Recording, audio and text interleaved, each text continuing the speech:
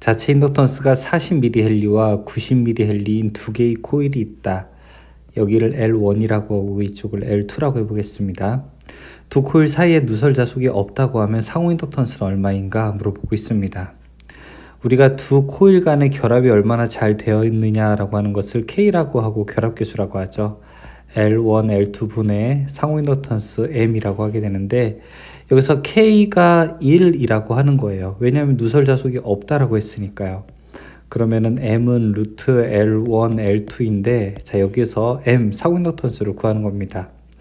루트하고 L1이 40이고 L2가 90이라고 하니까 이 식만 풀게 되면 되겠네요. 답은 2번 60입니다. RL 직렬회로에서 R은 25옴, L은 10헬리인 경우 시정수는 어떻게 되는가 물어보고 있습니다. RL 직렬회로에서 시정수 타우는 R분의 L이 되죠. 자 여기서 R 값이 20이고 L 값이 10이 나오는데 이 답은 0.5가 됩니다. 답은 2번이 되죠. 두 금속을 접속하여 여기에 전류를 통하면 줄열 외에 그 점에서 열의 발생 또는 흡수가 일어나게 됩니다. 전기를 통했더니 전류를 통했더니 열의 변화가 일어났다고 하는 것이죠.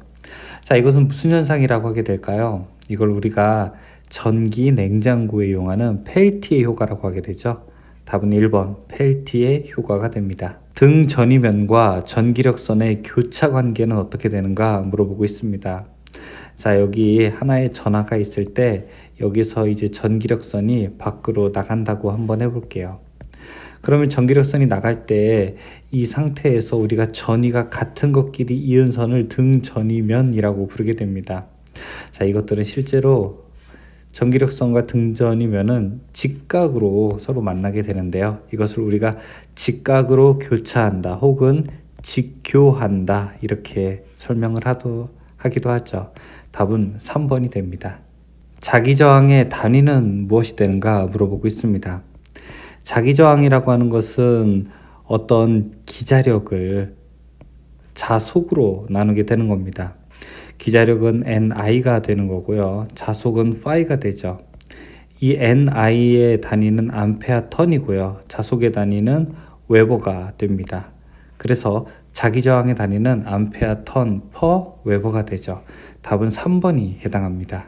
교류회로에서 전압과 전류의 위상차를 세타 라디안이라고 할 때 코사인 세타는 무엇인가 물어보고 있습니다.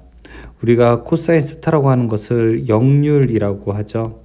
역률이라고 하는 것은 P상 전력분의 그 다음에 유효 전력을 설명하게 되는 단위가 됩니다. 답은 4번 역률입니다. 공기 중에서 자기장의 세기가 100A per m인 점에 8 곱하기 10의 마이너스 2승 웨버의 자극을 놓을 때 이 자극에 작용하는 기자력은 어떻게 되는가 물어보고 있습니다. 기자력 F라고 하는 것은 자극의 세기에다가 자기장의 세기를 곱한 것과 같게 되죠. 따라서 M, 자극의 세기가 100이고요. 자극의 세기가 100이 아니죠. 자극의 세기는 8 곱하기 10의 마이너스 2승이고요. 자기장의 세기는 100이 됩니다. 그런데 여기는 서로 약분되네요. 100과 10의 마이너스 2승은 약분되네요. 그러면은 8만 남게 되겠죠. 답은 8 뉴턴이 됩니다. 2번이 되겠네요. 임피던스 Z는 6 플러스 J8옴에서 컨덕턴스는 얼마인가 물어보고 있습니다. 이 컨덕턴스는 어떤 복소수 형태에서 우리가 실수 부분이 있고 허수 부분이 있는데 이 실수 부분 그러니까 임피던스 실수 부분의 역수를 우리가 컨덕턴스라고 부르게 됩니다. 자, 이 실수 부분이 얼마인지 보도록 하죠. 지금 임피던스가 얼마입니까? 6 플러스 J8이지 않습니까? 자, 이것을 우리가 역수로 계산하게 되면은 임피던스 분의 1은 바로 6 플러스 J8분의 1이 되고요. 여기다가 우리가 공액 복소수를 계산하게 되면은 6 마이너스 J8분의 여기도 6 마이너스 J8을 이렇게 위아래에다가 곱해주게 됩니다. 자, 그럼 이거 계산하게 되면 여러분 공학용 계산기로 한번 계산을 해보세요. 0.06 마이너스 J 0.08 나오게 되는데요. 이 앞에 부분을 우리가 실수부라고 하게 되고 이 뒤에 부분을 우리가 허수부라고 하게 되는데요. 이 실수부에 해당하는 부분을 컨덕턴스, 이 허수부에 해당하는 부분을 서셉턴스라고 부르게 됩니다. 따라서 컨덕턴스는 0.006모가 됩니다. 답은 1번이 되죠. 물질 중에 자유전자가 과잉된 상태란 무엇을 이야기하는가 물어보고 있습니다. 자, 이게 플러스 하나 마이너스가 있게 되는데 전자가 더 많다고 해볼게요. 그럼 이거는 전체적으로 어떤 성질을 띠게 될까요? 맞아요.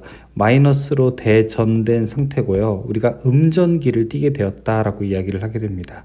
음전기로 대전되게 되죠. 1번에 해당합니다. 성형결선에서 성형결선이라고 하는 것은 Y결선을 말합니다. 상전압이 115, 대칭 3상 교류의 선간전압은 얼마인가 이야기하고 있어요. 성형결선이라고 하는 것은 Y결선인데 상전압이 115라고 했으면 선간전압은 루트 3배 더 커지게 되죠. 따라서 115 곱하기 루트 3 하게 되면은 이 선간전압을 구할 수 있게 됩니다. 답은 200V가 되죠. 3번이죠. 어떤 도체에 1A의 전류가 1분간 흐를 때 도체를 통과하는 전기량은 얼마가 되는가 물어보고 있습니다. 전류라고 하는 것은 어떤 시간분의 전기량을 가지고 우리가 전류라고 부르게 되죠. 근데 지금 전기량을 물어봤으니까 이 Q를 물어보는 거네요. Q는 I 곱하기 T가 되고요. I, 전류가 1A이고 T, 시간은 1분인데 여기서 초로 나타내야 돼요. 초는 60초가 되니까 이것은 60쿨롱이 됩니다. 답은 2번이 해당합니다. 공기 중에서 3 곱하기 10의 마이너스 5승 쿨롱과 8 곱하기 10의 마이너스 5승 쿨롱의 두 전하를 2m의 거리에 놓았을 때 그 사이에 작용하는 힘은 어떻게 되는가 물어보고 있습니다. 지금 공기 중이라고 했으니까 이 공기 중일 때 우리가 쿨롱의 법칙을 계산해 보면 되겠네요.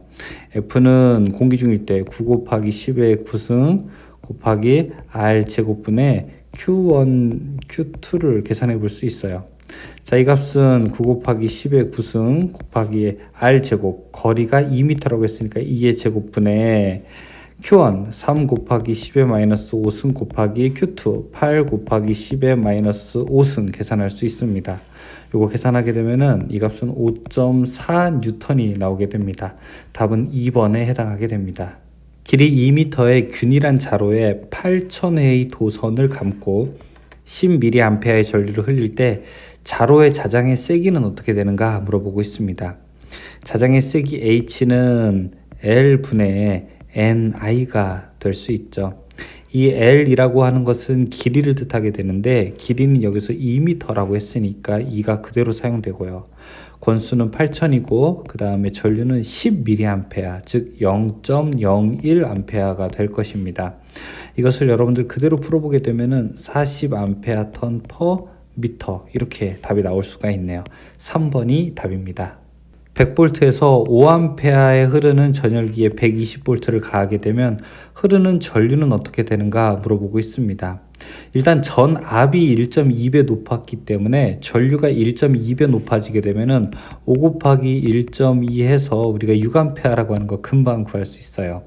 그런데 이제 이 문제의 취지에 맞게 전열기에 먼저 저항값을 구하고 그 저항에 120V를 가했을 때 몇 A가 흐르는지를 보도록 하죠. 일단 이 저항 R은 I분의 V니까 우리가 전압이 100V이고 전류가 5A 흘렀다고 하니까 이 저항은 25미구나 라고 하는 걸 알 수 있습니다. 그때 흐르는 전류 I는 R분의 V가 되고요. 저항이 25에다가 이제 전압을 120V를 가하게 되면은 6A가 흐르는 걸 알 수 있죠. 답은 2번이 되겠네요. 전기분에 의해서 구리를 정제하는 경우 음극에서 구리 1kg을 석출하기 위해서는 200A의 전류를 약 몇 시간 흘려야 되는가 물어보고 있습니다. 여기 전기 화학당량도 알려주고 있고요. 석출되는 양 W는 어떻게 됩니까? KIT가 되죠. K는 전기 화학당량, I는 전류, T는 시간이 되게 됩니다. 그리고 W라고 하는 거는 석출량을 뜻하게 되는데 여기서는 석출량 그 다음에 K 그 다음에 I를 다 알려줬어요. 마지막에 T만 몰라요. T는 어떻게 되는가 이걸 물어보고 있어요. T는 그러면은 KI분의 W가 되겠죠. 석출되는 양은 지금 얼마라고 합니까? 이게 원래 단위가 g이거든요. 근데 1kg니까 1000이 되겠죠. 그 다음에 K 화학당량은 0.3293 곱하기 10의 마이너스 3승이 되고요. I라고 하는 것은 전류가 되는데 전류는 여기서 200A라고 했으니까 200이죠. 단 여기에다가 나오는 시간이 원래 초인데 여기에서는 지금 얼마를 흘려야 되는가라고 해서 몇 시간을 뜻하게 됩니다. 그러니까 3600을 한 번 더 나눠줘야 되기 때문에 여기 3600을 분모에다가 곱해주게 됩니다. 자, 이 값 계산하게 되면은 여러분들도 쉽게 구할 수가 있습니다. 약 4.22아워 정도가 나오기 때문에 답은 2번이라고 할 수 있습니다. 주파수 100Hz의 주기는 어떻게 되는가 물어보고 있습니다. 주파수라고 하는 것은 주기분의 1이죠. 그러면 주기는 주파수분의 1이죠. 지금 주파수가 100이니까 100분의 1 하게 되면은 0.01이 됩니다. 이때 당연히 단위는 주기이기 때문에 세크가 되겠죠. 답은 1번이 됩니다. 정전 용량의 단위를 나타낸 것으로 틀린 것은 무엇인가 물어보고 있습니다. 여기 각각 피코, 나노, 마이크로, 그 다음에 밀리가 있게 되는데 이 앞에 붙은 조사들의 우리가 10의 몇 승인지를 알 수 있게 되면 이 문제 쉽게 풀 수 있습니다. 피코라고 하는 거는 10의 마이너스 12승 맞고요. 이 나노라고 하는 거는 10의 마이너스 7승이 아니라 이 나노라고 하는 것은 10의 마이너스 9승을 의미하게 되죠. 2번이 잘못됐네요. 3번은 마이크로는 10의 마이너스 6승 맞고요. 밀리는 10의 마이너스 3승이 맞기 때문에 답은 2번이라고 할 수 있습니다. 도체가 운동하는 경우 유도기 전력의 방향을 알고자 할 때 유용한 법칙은 무엇인가? 자, 도체가 움직이고자 할 경우 도체가 움직였는데 유도기 전력의 방향, 그러니까 전류의 방향을 알고 싶대요. 이거는 우리가 상식적으로 발전기인가요? 전동기인가요? 도체 힘이 작용해서 전류의 방향이 나오게 된다면 맞아요. 이거는 누가 봐도 발전기에 대한 법칙을 얘기하고 있는 거죠. 발전기에 대한 법칙, 우발좌전이니까 플레밍의 오른손 법칙에 해당하게 됩니다. 답은 2번이 되겠네요. 도체의 전기 저항에 대한 설명으로 옳은 것은 무엇인가 물어보고 있습니다. 일단 ohm의 법칙을 보게 되면은 I는 R분의 V가 되는데 이때 R이 바로 전기 저항에 대한 것이죠. R은 이렇게 되죠. 로하고 A분의 L이 됩니다. 즉 여기에서 고유 저항에는 비례하고 길이에는 비례하지만 단면적에는 반비례하게 되죠. 지금 문제에서는 3번 길이에는 비례하고 단면적에는 반비례한다라고 하는 설명이 맞는 설명입니다. 답은 3번이 됩니다. 최대값이 200V인 사인파 교류의 평균값은 얼마가 되는가 물어보고 있습니다. 이 최대에서 평균으로 가려면 얼마를 곱해줘야 됩니까? 0.637을 곱해야 우리가 평균으로 간다고 하는 걸 알 수 있고요. 최대에서 시료로 가려면 0.070을 곱해주게 되면 됩니다. 지금 최대가 200이 되니까 200에서 우리가 0.637을 곱해주게 되면은 바로 평균값 구할 수가 있게 되는데요. 이 답은 3번 127.4V가 됩니다. 답은 3번이 됩니다. 동기발전기의 역률 및 계좌전류가 일정할 때 단자전압과 부하전류와의 관계를 나타내는 곡선을 무엇이라고 하는가 물어보고 있습니다. 이렇게 밖에 쪽에서 봤을 때 부하전류와 단자전압이 어떤 관계를 나타내는지 이 곡선을 우리가 바로 외부에서 관찰하는 곡선이기 때문에 외부 특성 곡선이라고 부르게 됩니다. 일반적으로 전류를 많이 쓰면 많이 쓸수록 단자전압이 조금 이렇게 낮아지게 되는 특성을 가지고 있죠. 답은 2번 외부 특성 곡선입니다. 직류를 교류로 변환하는 것은 무엇이 되게 될까요? 우리가 교류를 직류로, 교류를 교류로, 직류를 직류로 바꾸는 것도 있지만 직류를 교류로 바꾸는 것이 가장 시험 문제에 많이 출제되고는 하죠. 자, 이거 여러분 이제 충분히 아실 겁니다. 바로 인버터라고 우리가 부르게 되죠. 답은 4번이 해당합니다. 변압기에 콘서베이터를 설치하는 목적은 뭐가 될까요? 이 콘서베이터라고 하는 것은 이 변압기가 공기에 있는 수분과 직접 만나는 것을 방지하는 장치가 되는데요. 이 콘서베이터를 설치해서 외부에 있는 공기 중의 그 수분이 이 변압기유와 만나서 변압기유가 열화되는 것을 방지하게 됩니다. 그래서 설치하는 목적은 사실 변압기유를 우리가 보호하려고 하는 게 가장 크게 되겠죠. 1번 열화 방지가 됩니다. 변압기의 전격 1차 전압이란 무엇인가 물어보고 있습니다.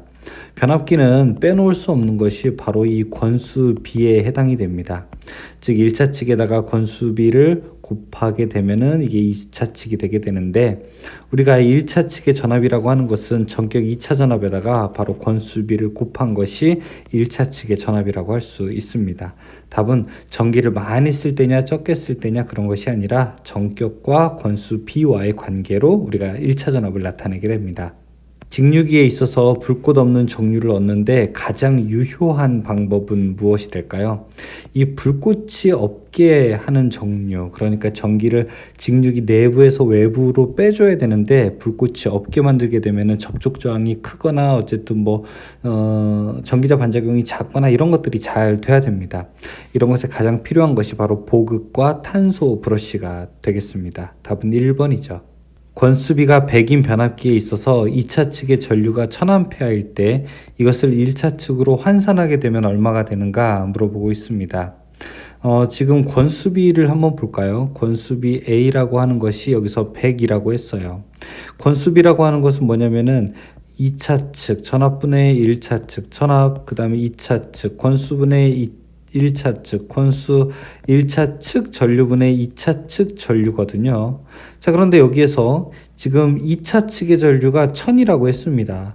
그러면 여기 1차 측의 전류는 얼마여야 된다는 걸까요? 100이 나오기 위해서는 1차 측은 맞아요. 여기는 10A가 된다는 거죠. 1차 측이 10이어야 권수비가 바로 100이 나오게 되는 겁니다. 26번의 답은 2번이 됩니다. 변류기 개방 시 2차 측을 단락하는 이유. 여기 변류기도 그렇고 나중에는 또 다른 것도 있는데 2차 측을 왜 단락시키냐라는 말이 나오게 됩니다. 이렇게 코일을 우리가 끝부분을 직접 연결하게 되는 이유는요. 단락하게 되면은 이 코일에 과전압이 걸렸을 때 이 과전압으로 인해서 발생하는 코일의 소손을 방지하기 위해서 그렇습니다. 그래서 2차 측의 과전류로부터 2차 측의 절연을 보호하기 위해서 그런 것이죠. 답은 1번이 해당합니다. 변압기를 델타 Y로 결선할 때 1차, 2차 사이에 위상차는 어떻게 되는가 물어보고 있습니다. 한쪽이 델타고 한쪽이 Y니까요. 이 델타에서 Y로 가거나 Y에서 델타로 갈 때는 서로의 위상차가 30도 차이 나게 됩니다. 답은 2번이 되죠. 극수가 10, 주파수가 50Hz인 동기기에 매분 회전수는 어떻게 되는가 물어보고 있습니다. 이 동기속도 구하면 되겠죠. NS는 P분의 120F를 구하면 되고요. 이때 P 극수가 10이라고 하고 주파수가 120 곱하기 50이라고 계산을 하게 되면은 이 값 여러분들이 600이라고 쉽게 구할 수 있을 것입니다. 답은 4번에 해당합니다. 유도전동기 기동법과 가장 거리가 먼 것은 무엇일까요? 유도전동기 기동법이 있고 그 다음에 권선형 유도전동기의 기동법이 있게 되는데요. 이 농형 유도전동기 기동법 그리고 권선형으로 나누게 되는데 권선형이 2차 저항을 가지고 장난치는 거죠. 그래서 권선형 유도전동기가 여기 2차 저항 기동법에 해당되고요. 나머지 3개는 모두 다 농형 유도전동기의 기동법에 속하게 됩니다. 답은 2번이 해당되지 않습니다. 삼상 전파 정류회로에서 전원이 250V라면 부하에 나타나는 전압의 최대값은 얼마큼이 되는가 물어보고 있습니다. 삼상 전파 정류회로라고 하는 것은 입력에다가 곱하기 1.35를 계산하게 되는데요. 여기다가 입력에다가 1.35를 곱하는 것은 여기서 좀 주의해야 될 게 이렇게 문제를 풀면은 이것은 시료값이 나오게 됩니다. 따라서 이렇게 문제를 풀면 안 되고 이 문제는 뭐냐면은 전원이 250V일 때, 즉 파형의 시료값이 250V일 때 이때 최대값이 얼마냐 이걸 물어보는 거예요. 맥시멈 값이 얼마냐. 자, 이거는 정류를 하더라도 이 개선된 파형은 이렇게 나오기 때문에 최대값은 변하지가 않습니다. 즉 250에다가 최대값 루트 2를 곱하게 된 그 값은 변하지 않는다는 거예요. 파고의 최고값을 뜻하게 되는 거니까 이 값은 계산하게 되면 여러분 354V가 될 겁니다. 그래서 답은 3번에 해당합니다. 이거는 조금 이해하기 힘들 수도 있어요. 개념이. 동기조산기가 전력용 콘덴서보다 우수한 점은 무엇인가? 우리가 L, C 성분일 때 리액터, 그 다음에 콘덴서를 사용해서 상을 조절할 수 있게 되는 거지. 이거는 지상작용을 하게 되는 거고 이거는 진상작용을 하게 되죠. 하지만 여기 두 개의 장점을 합친 동기조산기가 있습니다. 동기조산기는 지상 플러스 진상 두 개 다 작용을 하기 때문에 우리가 L이나 C보다 훨씬 더 유리하게 사용을 할 수 있죠. 이 전력용 콘덴서보다의 장점은 뭐냐면은 지상도 같이 얻을 수 있다는 겁니다. 답은 3번이 되죠. 비례추이를 이용하여 속도 제어가 되는 전동기는 무엇인가 물어보고 있습니다. 이 비례추이라고 하는 것이 바로 권선형 유도전동기에서 회전자에 있는 권선의 저항을 바꾸는 값이기 때문에요. 이런 걸 우리가 권선형 유도전동기라고 부르게 됩니다. 답은 1번이 해당되죠. 두 대의 동기발전기의 병렬운전 조건으로 같지 않아도 되는 것은 무엇인가 물어보고 있습니다. 동기발전기이기 때문에 무슨 발전기냐면 바로 교류발전기에 해당이 되죠. 이 교류발전기를 병렬운전하기 때문에 여러 가지가 같아야 돼요. 전압, 그 다음에 뭐 파형의 크기라든지 아니면 주파수라든지 아니면은 상순서라든지 위상차라든지 이런 것들이 다 같아야 됩니다. 하지만 달라도 되는 거, 임피던스 이런 것들은 관계가 없어요. 답은 3번입니다. 직류전동기의 회전 방향을 바꾸기 위해서는 어떻게 되는가 물어보고 있습니다. 직류전동기는 분권인 경우에는 계자와 전기자가 이렇게 병렬로 되어 있고요. 직권일 때는 계자와 전기자가 이렇게 직렬로 되어 있기 때문에 만약에 외부에서 전원을 플러스 마이너스에서 마이너스 플러스로 바꾼다고 하더라도 이게 계자와 전기자 모두 둘 다 극성이 바뀌어버리기 때문에 회전 방향은 그대로 일치를 하게 됩니다. 따라서 우리는 이제 둘 중에 하나를 바꿔야 돼요. 이 계자의 극성을 바꾸거나 전기자의 극성을 바꾸게 됩니다. 그래서 3번 계자 또는 전기자의 접속을 바꾸는 것이 회전 방향을 바꾸는 방법입니다. 동기조산기를 부종여자로 운전하면 어떻게 되는가 물어보고 있습니다. 자, 이쪽이 계자 전류고요. 이쪽이 전기자 전류가 해당하게 되는데 이렇게 전기자 전류의 상태를 우리가 알파벳 V처럼 이렇게 놓을 수가 있죠. 역률이 가장 좋을 때가 바로 이때가 역률이 1일 때가 전기자 전류가 가장 작을 때가 되는 거고요. 이쪽은 우리가 과여자라고 하고 이쪽은 부종여자로 하게 되는데 부종여자일 때는 L 리액터로 작용을 하게 됩니다. 따라서 부종여자는 리액터, 불이라고 대답을 할 수 있습니다. 답은 3번이 되죠. SCR의 에노드 전류가 20A로 흐르고 있었을 때 게이트 전류를 반으로 줄이게 되면은 에노드 전류는 어떻게 되는가 물어보고 있습니다. 자, 이렇게 SCR이 있을 때 SCR의 에노드 전류, 즉 에노드에서 캐소드로 흐르는 전류가 20A가 흐르고 있을 때 게이트 전류의 전류를 반으로 줄였다고 해요. 그러니까 2분의 1이 되었을 때 에노드 전류는 원래보다 어떻게 되는가 물어보고 있는데 이 게이트에서는 이 전기 신호를 턴 온 시키는 거지 턴 오프이거나 줄이지는 못합니다. 에노드 전류는 원래 흐르던 대로 계속 흐르게 되는 겁니다.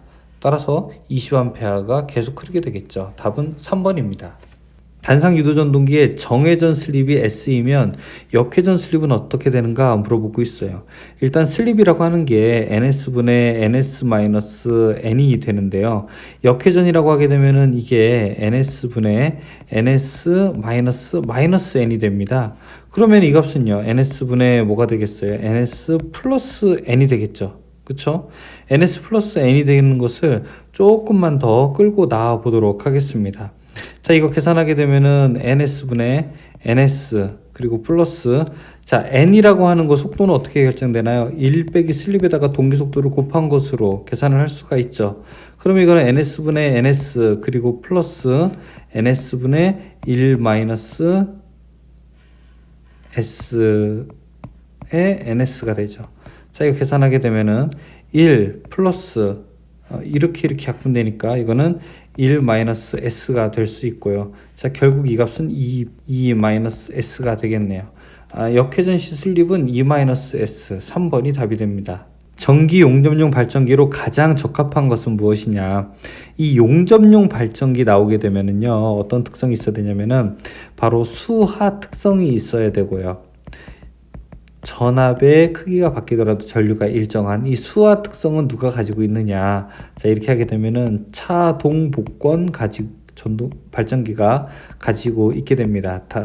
따라서 답은 차동복권형 발전기 2번이 됩니다. 변압기, 동기기 등의 층간 단락 등의 내부 고장 보호에 사용되는 개전기는 무엇이 되는가 물어보고 있습니다. 이 변압기에서 사용되는 개전기 중에서 내부 고장 보호, 즉 내부에 이상이 생겼을 때 입력과 출력의 차이가 발생을 하게 되는데요. 이때 동작하는 개전기가 바로 차동 개전기라고 할 수 있어요. 답은 1번에 해당이 됩니다. 금속 덕트 배선에서 금속 덕트를 조형제에 붙이는 경우 지지점 간의 거리는 어떻게 되는가 물어보고 있습니다. 여러분, 우리의 합성 수지관은 몇 미터입니까? 1.5m죠. 금속관은 2m가 되죠. 지금 여기서는 덕트라고 물어봤으니까 덕트는 몇 미터입니까? 바로 3m가 되겠죠. 그리고 라이팅 덕트일 때 이게 2m가 됩니다. 답은 4번이 되겠네요. 합성 수지 전선관의 장점이 아닌 것은 무엇인가 물어보고 있어요. 근데 여기서 조금 아쉬운 거는 문제를 조금 더 써야 돼요. 단 금속관에 비교했을 때 이렇게 물어보면 더 좋았을 것 같은데, 그쵸? 아무튼 문제를 보고 뉘앙스를 맞춰야 됩니다. 합성수지관의 장점이 아닌 것은 절연이 우수하다. 이건 장점이죠.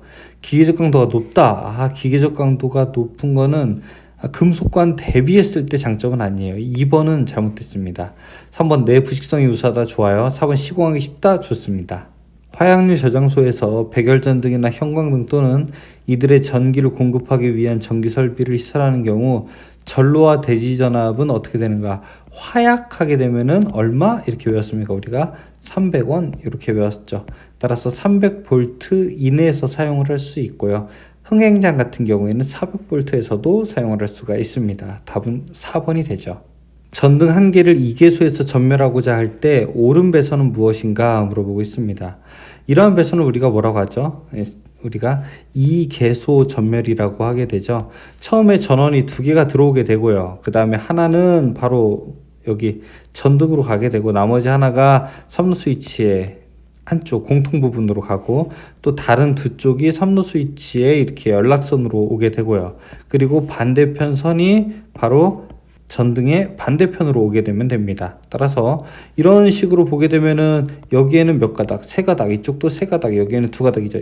둘, 셋, 셋이라고 표기가 된 배선 방식을 찾으면 되겠습니다. 답은 4번에 해당되죠. 전압 22.9kV 이하의 배전선로에서 수전하는 설비의 피래기 전격 전압은 몇 kV로 적용하는가 물어보고 있습니다. 이게 전압이 22.9라고 하는 것은 여러분 성간전압을 뜻합니다. 그래서 이걸 루트 3으로 나누면 상전압이니까 여기도 충분하게 배전전압을 우리가 쓸 수 있는 것은 1번 18kV짜리가 됩니다. 부식성 가스 등이 있는 장소에 전기 설비를 시설하는 방법으로 적합하지 않은 것은 무엇일까요? 부식성 가스가 있기 때문에 우리가 배관도 조심해야 되지만 그 안에 있는 전선도 조심을 해야 되겠죠. 1번에 애자 사용 배선 시 부식성 가스 등의 종류에 따라 절연 전선인 DV선을 사용한다. 이 DV선이라고 하는 것은 뭔가요? 드롭 와이어, 즉 인입선에 사용하는 거죠. 이거는 해당되지 않습니다. 1번이 잘못됐네요. 전선의 도체 단면적이 2.5제곱밀리미터인 전선 3본을 동일 관내에 넣는 경우 2종 가요전선관의 최소 굵기는 어떻게 되는가 물어보고 있습니다. 자, 근데 이 문제는 좀 좋은 문제가 아닙니다. 왜냐하면 관련된 표 같은 걸 주고 이걸 맞춰라라고 해야 되는데 이 관련된 표 같은 걸 주지도 않고 그냥 문제를 맞추라라고 하는 것은 표를 외우고 있는 거나 다름없죠. 외우고 있어라라고 하는 것과 다름없죠. 따라서 이 문제는 처음이자 마지막으로 출제되었던 문제입니다. 그냥 참고만 해 두십시오. 답은 2번 15mm가 됩니다.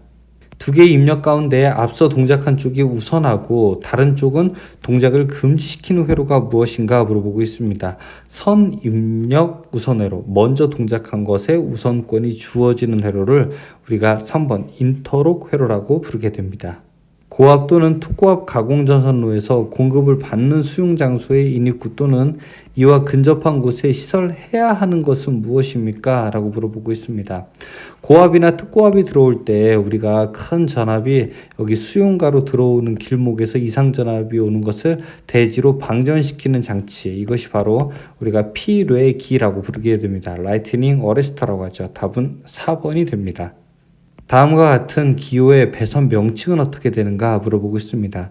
굉장히 많이 나오는 기호의 배선이죠. 선을 그냥 이렇게 하나로 쭉 연결했을 때 이거 천장에다가 숨기는 배선, 바로 1번 천장 은폐 배선이 되죠.